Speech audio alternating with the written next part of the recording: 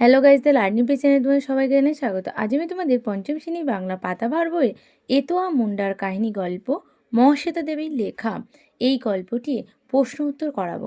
চলো শুরু করা যাক। প্রথম প্রশ্ন তোমাদের কি বলেছে?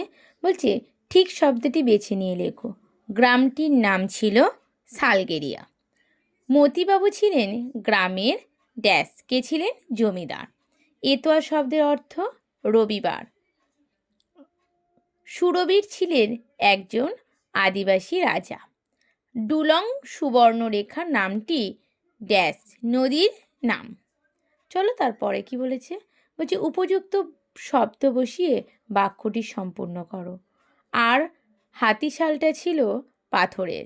এতোয়ার দাদু বলে এক সময় এটা ছিল আদিবাসী গ্রাম। গাঁয়ের বুড়ো সর্দার ড্যাশ নাতিটা দিকে তাকায়, মঙ্গল নাতিটার দিকে তাকায়। তবে জঙ্গল তো মা। প্রাইমারি স্কুলে চালাঘরের কোল দিয়ে পথ। তোমাদের শূন্যস্থান পূরণ আর টিক মার্ক হয়ে গেছে। এবার চলো আমরা নিচে চলে আসি। 3 দাগের কি বলেছে? অর্থ লেখো। তাহলে আমাদের অর্থ কি বলেছে? গজল, বাগাল, গুঞ্জন, দুলন্ত আর হচ্ছে গোড়া। অর্থ লেখো কি? গর্জন থেকে আওয়াজ, বাগাল থেকে রাখাল, গুঞ্জন থেকে গুনগুন শব্দ, দুলন্ত থেকে দুলছে এমন, আর গোড়া থেকে শুরুর অংশ। পরেরটা কি বলেছে?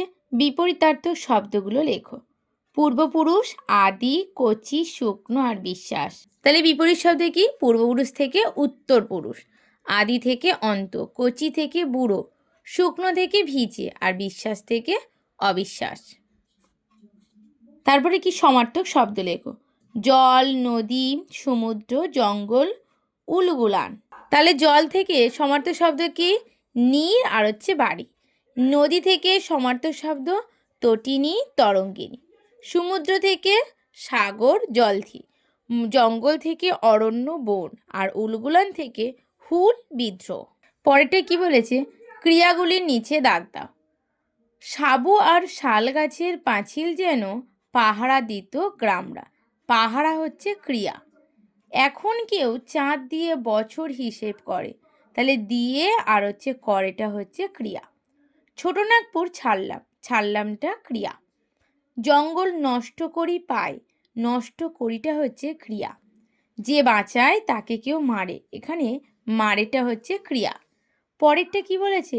বলছে দুটি বাক্য ভেঙে লেখো। একটি করে লেখো, মানে দুটো বাক্য, এই যে একটা বাক্য দিয়েছে তার মধ্যে দুটো করে ভেঙে আমাদের লিখতে বলেছে। তাহলে প্রথমে শব্দটা কি বলেছে? বলছে গাঁয়ের বুড়ো সর্দার মঙ্গল নাতিটার দিকে তাকায়। তাহলে এখানে দুটো করলে কি হবে? গাঁয়ের বুড়ো সর্দার মঙ্গল সে তার নাতিটার দিকে তাকায়। পরেরটা হাতিশালটা দেওয়াল তুলে ওটা এখন ধান রাখার গোলাঘর। হাতিশালটা দেওয়াল তুলে দেয়া হয়েছে একটা, আর একটা কি? ওটা এখন ধান রাখার গোলাঘর। পরেরটা 3 দাগে আমাদের কালে সেই জঙ্গল দিয়ে 4 মাইল যাও তবে পাঠশালা। আমাদের কালে সেই জঙ্গল দিয়ে 4 মাইল যেতে হতো, আর পরেরটা কি? তবে পাঠশালা পাওয়া যেত। 4 দাগে এখন ও লাফায় আর নদীর জল, কাশবন, বুনো ফুল, আকাশ সকলকে ডেকে বলে সে কি ভীষণ যুদ্ধ। 4টা কি বলছে? এখনও লাফায় আর নদীর জল কাশবন, বুনো ফুল, আকাশকে ডাকে, আর পরেরটা সকলকে ডেকে বলে সে কি ভীষণ যুদ্ধ। 5 দাগে বলছে ডুলং ও সুবর্ণরেখাও হেসে চলে যায়, বয়ে যায়। ডুলং ও সুবর্ণরেখাও হেসে চলে যায়, আর একটা বাক্য কি বলছে? তারা বয়ে যায়। 8 দাগের কি বলেছে? বাক্য রচনা করো। পাঁচিল, চাঁদ, দেশ, মানুষ আর হচ্ছে জঙ্গল। তাহলে কি পাঁচিলটা কি বলেছে? বলছে আমাদের বাড়ির চারপাশে পাঁচিল তুলে দেয়া হয়েছে। চাঁদ, পূর্ণিমার রাতে গোল থালার মতন চাঁদ আকাশে দেখা যায়। মানুষ, সবচেয়ে বুদ্ধিমান প্রাণী মানুষ। জঙ্গল আদিবাসীদের কাছে মায়ের মতন। আর দেশ, আমাদের দেশ ভারতবর্ষ। এবার 9 দাগে বলছে কোনটি কোন ধরনের বাক্য লেখো, একটি করে দেয়া হলো। একটা হচ্ছে 9 দাগে 1 স্রোত কি? জোরালো। দেখো প্রথমেরটা বলে দিয়েছে বিস্ময়বোধক বাক্য। কচি ছেলে কিছুই জানে না, বিবরণাত্মক বাক্য। সে যেন গেরুয়া জলের সমুদ্র, বিবরণাত্মক বাক্য। নামটা বদলে গেল কেন গো, প্রশ্নবোধক বাক্য। কি যুদ্ধ কি যুদ্ধ, বিস্ময়বোধক বাক্য। পরেরটা কি বলেছে, বলছে কোনটি কোন শব্দ ঝুড়ি থেকে বেছে নিয়ে লেখো। এই যে শব্দ দেখো ঝুড়ি আছে, এখান থেকে বেছে নিয়ে লিখতে বলে। তাহলে এখানে বিশেষ্য কি, লড়াই আর হচ্ছে শিকার হচ্ছে বিশেষ্য। বিশেষণ বুড়ো, ছোট্ট, মস্ত, ভীষণ, সরু, ধারালো আর হচ্ছে ঝাঁকড়া, এগুলো হচ্ছে বিশেষণ। সর্বনাম তুই, সে আর হচ্ছে আমাকে। অব্যয় ও, আর ক্রিয়া হচ্ছে ওঠে, রাখে আর হচ্ছে চড়ায়।